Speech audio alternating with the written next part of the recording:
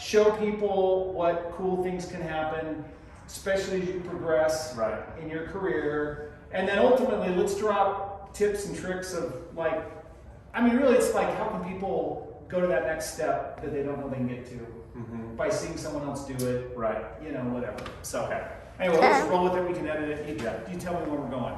We're going. Oh, we're already going? Yeah. Okay.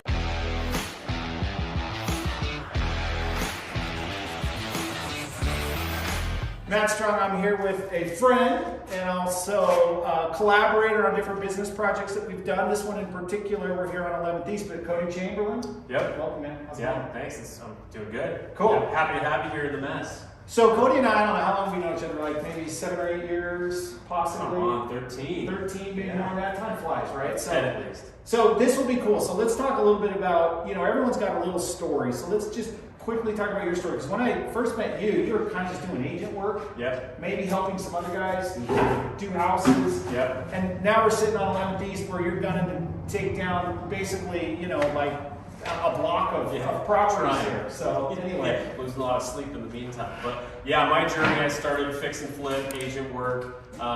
Matt's always been my go-to, you know, bouncing deals off him, helping me source capital and making it all happen. But I started fix and flip and then started buying a few buy and holds along the journey. And now I've kind of slowly phased myself out of fix and flip and I'm chips in on, you know, buy and hold properties, value add properties that I can actually program my own businesses into. So that's what we're sitting on here. They all kind of fell into line. I bought this property first. We're going to actually put a salon in here. It's going to be an eyelash studio, probably do a hair station or two, and then it's got 2 residential units on the back. We're going to do Airbnb so we can quickly buzz through that. But yeah, cool property. And then there was another one that I just walked into. We'll go down there and I can tell that story. And then the one next to it popped up and I'm like, I gotta have that. And then another one popped up and here we are. So. Yeah, it was like what, like a year and a half ago, you sent me a request like, hey, can you help fund this one? And I'm like, okay. Then it's like, then what about this one? I'm like, didn't we just do this one? He's like, no, it's the house next door. And then I'm like, okay, well, wait, didn't we just do this? It's like, no, that was 3 horses down. Yeah, right? So, funny enough, I think Matt and I had lunch a month before talking about how my biggest problem is I try and take on everything and I have a hard time saying no. Luckily, my wife reels me back a little bit, but Matt and I were talking about it, and I'm like, yeah, I'm not going to do that again, not going to have too many projects, and then a month later, I'm like, can you fund this one? Can you fund that one? Can you fund this one? That's right, it was like, no. So one thing I've noticed with Cody over the years, though, is, and that's what he's doing here, especially on the residential flips, I haven't seen really anyone deliver the quality and the vision that Cody's done with his. It's really cool. Like, it's not just carpet and paint. Like, I don't think you know how to just do carpet and paint. Like, you're all in when you go all in. I definitely did that in the first, you know, 5-6 years of my career, and I didn't like doing it. And so, you know, my wife's an interior designer, she designs everything, so I thought I was taking it next level, and then she jumped in the mix, and our budgets go out the window, but everything turns out really cool. But yeah, I probably always take longer than most people because I really try and think stuff through, and you'll kind of see the property. We always try to do something a little bit different that stands out. It actually always has worked out on the back end because I'm kind of hitting the high values I need on cash out. So yeah, and we'll try to share, well, we'll introduce you to Cody through his in social media and stuff like that, but you definitely on all yours, you've set the ARV, that resale price. Yep. Like, I mean, that one in the Cove, I still think you're hitting the record for price per square foot on that one. Yeah, I think East Oaks hit it for a minute. The market's definitely gone crazy, but yeah, most flips that we do, we always push it a little bit. Well, before we dive into this, because what you've been doing with these is really unique because you're taking an existing use, especially when we go look at the laundromat, and converting it to something completely different in a way based on what the zoning is and stuff like that. But if you were to just think through of all the stuff you've done, and I'm maybe kind of putting you on the spot here, but what are some lessons you've learned that have got there, or maybe what's one of your biggest successes that you've had, whether you knew it or not? Yeah, I think the biggest success I had was actually a failure that I just kind of kept going on. I had bought some commercial padlocks again, you know, shiny object, always thinking too far ahead. Bought some padlocks down in Mill Creek, was fully designed, ready to build, and COVID hit, and the capital partner I had coming in on it just was like, I'm out. And so I'm sitting on money, or I'm sitting on land and debt, and it's just, you know, accruing. And so I called the people who own the building, that was sat on the main site, and I just started talking to them, and they ended up saying, yeah, we're in a hard spot too. And I was like, well, do you want to sell me your building? So they threw out a number, and I was like, whoa, I can't believe they'd sell that to me for that price, because it works for me. And so I kind of bought it all up, sat on it, and then turned around and packaged it and sold it to another guy that's really well known in the city here. And it was actually the biggest deal I've ever done, and is what led me into being able to do everything I'm doing here, because it took a lot of that capital to kind of spread it across what I'm doing here and help me put the money in reserves and allow me to show the financials I need to qualify for all this madness. So I would say that's probably the biggest win I've ever had, and it just opened a new door. Yeah, and actually from the outside looking in, kind of knowing a little bit more closely about your business model and what you do, I would say one of your super strengths for sure is, one, having that vision, believing in it, knowing that, given the right resources and connections, you will get it done. Yeah. But then not being afraid to talk to anyone and everyone to make it happen. For sure. Like, I know you network with tons of people, like, I'll come in and maybe help you with first position debt. You've got a Rolodex of people that will come in and help. Yeah. Equity partners, architects, whatever. But then also, like, you landed these deals. Were any of these on the MLS around the market? So funny enough, this first one is, I was 1 o'clock in the morning, couldn't sleep, brain going a million miles an hour, jump on my computer, just answering emails. I go down the rabbit hole all of a sudden on, I think it was LoopNet, and I found this property, and I'm like, how's someone bought this? Like, it's mixed use, amazing zoning, and the price was, I just was like, no way, like, how has someone missed this? And then I look, it hadn't been listed on the MLS, the photos that were on LoopNet were just, you just didn't know what it was. So, I get on the parcel viewer and start driving around the neighborhood on Google Maps, and I just locked it up and bought it. Yeah. The laundromat that's going to be our office, I just actually walked into that property. It was just such a cool building. It was pretty tired when we first bought it, but I walked in and I was just like, hey, I'm Cody, are you the owner? Really nice older gentleman. And he was like, yeah.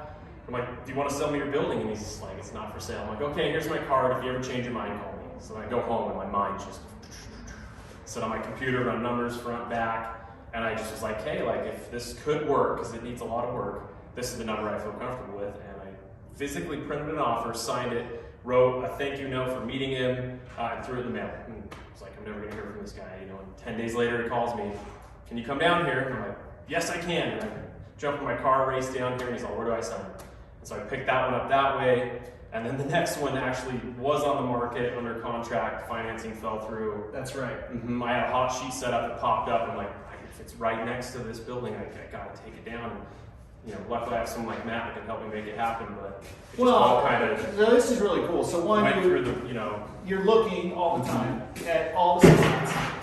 You take immediate action, right? And then you're curious about what else is going on around you. But before that, you understood the zoning. Yep. You knew that someone was probably not paying attention to what could be a higher, better use of the zoning. Yep. Right? So, okay, cool. This is awesome. Let's dive right into this one. So, what did this building used to be? So it's had quite a few different businesses in the front here from my research. At one point, there was a wall down the center here. There were 2 doors, and there was a market on one side and like a little barber shop on the other. It then was a hair salon. There was like an office mixed-use thing going on here too. So when I bought it, it was vacant, so there was nobody in here. But it was tired. Walls were crooked, floors were uneven. The electrical and plumbing was just toast. There was a lot of structural issues that we had to come in and fix. And so basically gutted it all, and this is the front little space, and here we are, it's almost done. Yeah, but what this is going to be, your vision for this is going to be what, a salon? Yep, So we'll have 4 eyelash beds, and then maybe a hair station or like a micro tattoo artist. We've got a good friend who does eyelash work, and so she's going to actually manage and run the whole thing. So we're going to self-perform on it, but I'm doing like booth rental, by a daily booth rental, but I'm strategically trying to bring people into each business to run the daily, in and outs of it, because that's not something I know or care to do, but it's just a partnership that we're trying to create on each different building. So. That's awesome. So then in the front will be the salon, commercial, little mix of little stations, and then behind this building you have, what, 2 Airbnb units? 2 Airbnb units, and they were in rough shape too, but we can pop in there real quick. They're looking really nice. So again, the zoning here allows for nightly rental, which is another reason that I'm really hot on this area. Hopefully not too many people are watching this. Well, the secret out. No, but you're going to be all ahead of them. But like we are so close to the main part of Sugar House. Yep. You're not too far going the other direction down to Liberty Park, 9th and 9th, yep. And then you're clearly really close to downtown. So it's a perfect spot. If you're okay talking about it, you can just be general. Yeah. But let's talk about the dollars. For sure. Buy price, estimated all in rehab, your estimated target exit goal of this as far as when you refinance it. Yep, 650 was the takedown. I always go over budget. I originally planned for like 250. We'll probably be 3 into it just because of all the things I found. So I'm like 950, 975 with all my costs. Sorry, rehab 250 on this one. I get them confused. But all in, I'm about 950. And I'm hoping to hit 1275, 13. So if it goes to plan, you'll get an appraisal for 13, yep. A new loan for about $1 million. Yep, and actually cash out. I've got a new lender, permanent financing that'll do 80% on a property like this. So the plan is to be able to pull enough cash out and infuse it back in to getting this front business operational, and just to kind of throw some of my own money back in my pocket and spread it across the row here. So huge value creation. The end goal will be little to money out of pocket. Yep. Just to recap on this one, up late at night because the dude can't sleep, notices an opportunity that had been sitting on the market on LoopNet for a while, open for everyone to look at, took action, and then what this spiraled into is, well, we'll do a recap when we go to the next one, but be thinking about like just that decision, if this all goes to plan, which it will, what kind of ultimate value and net worth creation just for being there at 1 a.m. looking for your next deal. Well, and it opened the door, like you said, for everything else, because I would have never, I wasn't looking in this area, and it just happened. And then not only the value add and the equity position, you can't eat your equity, but the cash flow that this property is going to create based on the mixed use was one of the reasons I jumped on it, because the cash flow from the rear 2 units actually puts me positive if I keep this space vacant. See, that's awesome. So anything that happens here is great, and if it fails, I can shift and do something else. But your pro forma, I'm guessing, this should actually outperform the back once it's clicking at a They're pretty close. I mean, as you know, the neither stuff to cranes. Okay, well, be curious, like Ted Lasso says, right? And take action.